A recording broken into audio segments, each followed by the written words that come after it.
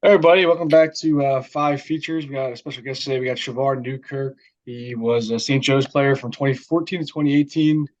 He racked up all conference awards in Big Five and the A10. And he's a great player that I'm super stoked to have on here. Shavar, how you doing, man? I'm doing good. I'm doing good. I'm great. I'm healthy. I'm blessed. Thank you for having me. Absolutely. And you won't remember the story, but I just wanted to thought I thought about. So I was a St. Joe's guy. I was a freshman, and I was playing in the rec center for one of the Pake, one of the first days I was there. And there was this guy there who was just, hitting everything. He was the best player there by a mile. And I was like, who the hell is this guy? He's like, unbelievable. And then like 2 weeks later, or not a while later, in December, I saw that it was you playing for St. Joe's. So is that something that you would do? Is just mess around at the rec centers and mess with guys, or is that just? Do you remember doing that? Uh, yeah, of course I remember doing that. I did that my whole years at St. Joseph. Well, as being a person that like create friends and stuff, like not all your friends is gonna be, basketball players. And Yeah, it just so happened I met a lot of good guys at St. Joe's and they just so happened to be in OPEC. And, even though I'm a hooper, that's still my friend. So I went to go, spend time with my friends. that's funny, man. Yeah, I remember that. We saw you like a month after. We're like, wait, that's the guy we were playing with. He was unbelievable. But you're a guy from the Bronx, right? I'm from Harlem. I went to Brother? school in the Bronx. Okay, right. What was sort of like how did you know anything about St. Joe's at that point or at the Big Five at all? No, I didn't know anything about St. Joe's besides Delonte West and Jameer Nelson. And like when I was getting recruited by colleges, they just so happened to like make a big run in the NCAA tournament before I chose my school. And then it just so happened that was the right pick. They made a noise. They wasn't a high level. They wasn't low level. They was mid.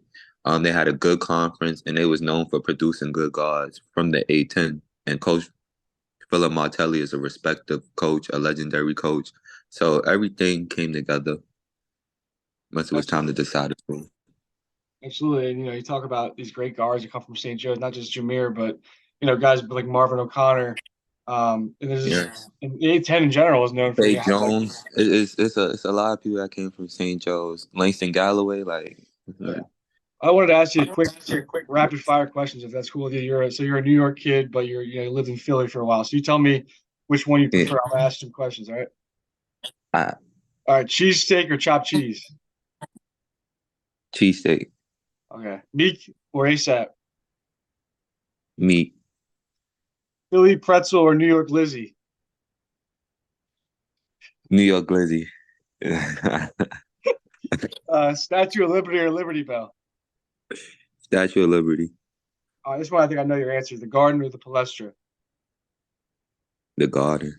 Gotta be the Garden. I know. I figured that, but The awesome. Palestra dope too, though. That didn't give you garden feel, but it's Yeah, the nothing like Garden the is the Garden. Garden. There's nothing like it. But the Palestra from college game, I mean, it's the best thing. Yeah, it's unbelievable, especially if it's a good game and it's super packed house. It's dope. Was that your favorite place to play in the Big Five, you think? Honestly, I like when we be playing at Temple. I like when we play at Temple. Yeah, they have like a real NBA arena type scene in there. Um, Yeah, and then it's the trash talk because like to me, Temple throw the best parties out of this area. So it's like you see them and then you play against the Temple guys, and it's like it's a little what bit more added to it. So I think I about St. like Joe's playing it. parties, bro? No, Or St. Joe's non-existent? parties is no St. Joe's parties is dope. I enjoy myself, but to me, Maniac? if I was to pick, I'm going with Temple out of the five. Awesome. Yeah, I agree. I'm with you. I think it's an underrated place to play a game. I think as far as your season at St. Joe's, I know you got minutes right away. You kind of progressed every year, and you had a great junior year that was sidelined by an injury that was really unfortunate and sidelined you for a while. I think you're averaging like 20 points a game at that point. How difficult was that time period for you as far as like a setback, and how were you able to bounce back so quickly for that next season? Um, Honestly, I should have sat out my senior year. That's like what my family and I discussed. But just me being a person that was ready to get on with the next chapter in my life, I kind of like rushed my process to, you know. But that time was a great time. Like even to like when I was producing the 20 points, I was in the gym every day. I had a team with me. Like some people on the team like wanted to get extra workout, but like my friends outside of the team, they saw my vision. They saw I wanted to go to the NBA. They saw I had real high aspirations. So that sophomore year going into junior year, I was in the gym 3 times, 4 times a day, like sleeping in the gym, waking up, shooting, working out with Coach Duda, working out with Coach Arnold, Coach Bass, and then shooting again on my own. Mhm. And when I made that jump, I seen the progress. Like I seen me put the work in. So it wasn't really, a surprise when I was averaging the 22. It's because I was really waking up every day because Phil Martelli said it was going to be my team next year. So I was ready to do that. So you mentioned the A10 is a league that has a lot of great guards, and that's like that's known for that having great point guards, shooting guards. What were you able to do? What was your X factor that was made you one of the top guys in that conference? I feel like every time we played against Jalen Adams, um, Jalen Adams, you played against Rhode Island. They had great guards. But I feel like the X factor was really Jalen Adams, like because he was considered a top guard. Him, Posley, James Posley, the same Bonaventure guards in general was just always was complicated. Davison guards was always complicated to go against. But I was saying, what's your everybody X else was, factor? What was your X factor? I was saying. believe it or not, what's his name? Fats Russell. Oh yeah, Rhode Island, right? He a really good player, and he's really, I don't know if people, but he's a real good defender. Like he gave me problems, like as me just being a guard and trying to be shifty and use my moves. He was like kind of anticipating it. He was ruffling my feathers. Yeah, But that was the X factor, Fast Russell. for He's sure. really And, good. you mentioned Martelli, how you have respect for him, and when you went to that, when you were getting recruited by him, you recognized him from that great run with the '04 team. But what do you say about him as like a player's coach? I think that's kind of his like his reputation. Uh, yeah, Phil Martelli is a remarkable guy. He's an unbelievable coach, but he helps you grow into a man. Like it's not all about basketball with him. Like yes, that's a key opponent, but Yeah, it's the stuff outside of basketball. He always said it was God, family, then basketball. So like that's what he preached to us, and I kind of like followed that in my life. Like God, family, then basketball, and just little stuff to like charity events, to us like getting out of our comfort zone, to making us do certain things to just help us prepare. Like I think that's really what people probably underrate him as. Like he really helps groom you into a nice young man. definitely. And you guys made a run to the tournament. What was that 2016 or Yeah, 2015? yeah. Talk about like some behind the curtains of that experience, and then like what that meant for you personally as a guy who wants to get to that next level, to that That was a experience.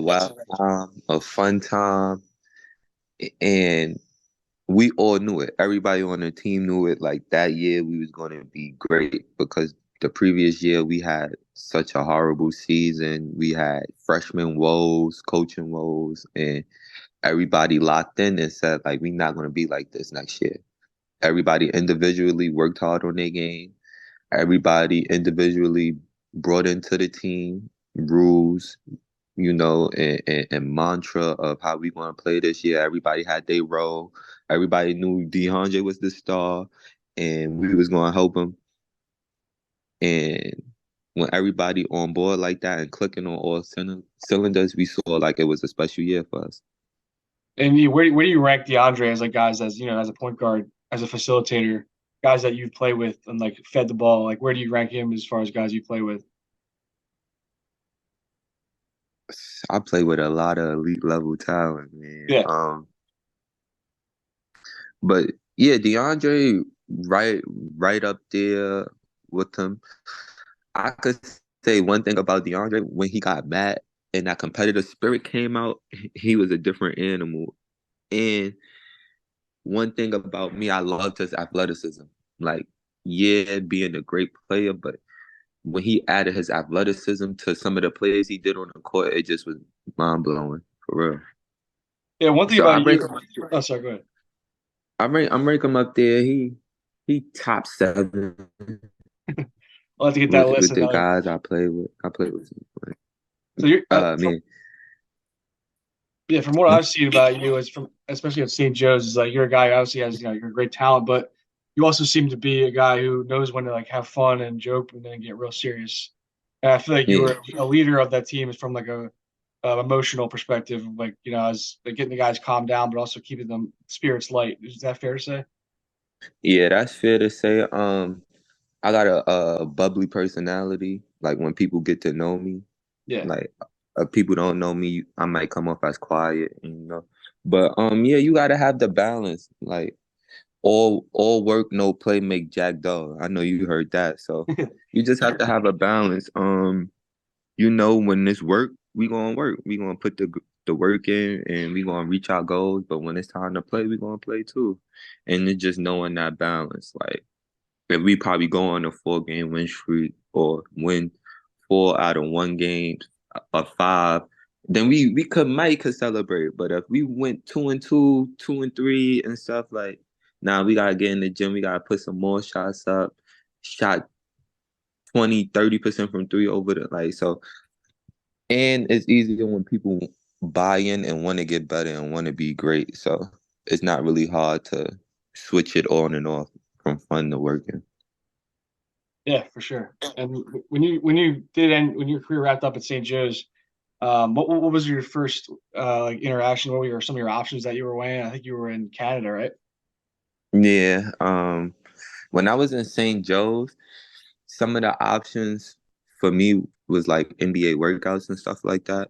And then after I got injured, it was overseas. It was Canada. It was Iceland. It was Germany. It was Indonesia. It was Czech Republic. So just to name a few.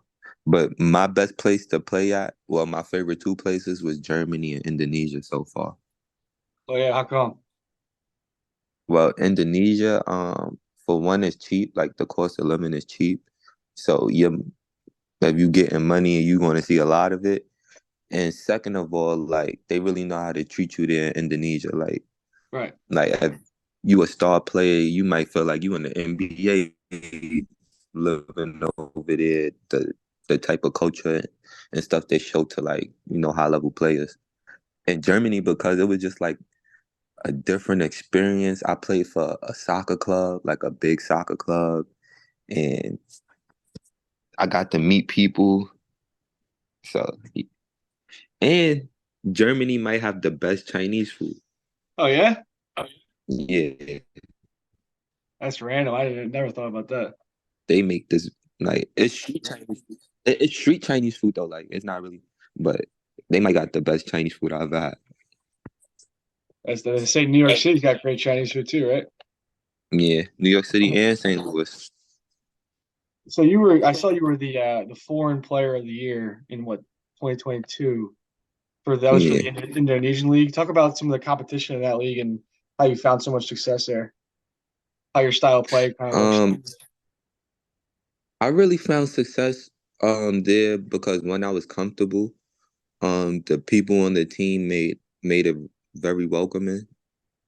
My time there, they introduced me to people to get me well connected and make my stay there even more good.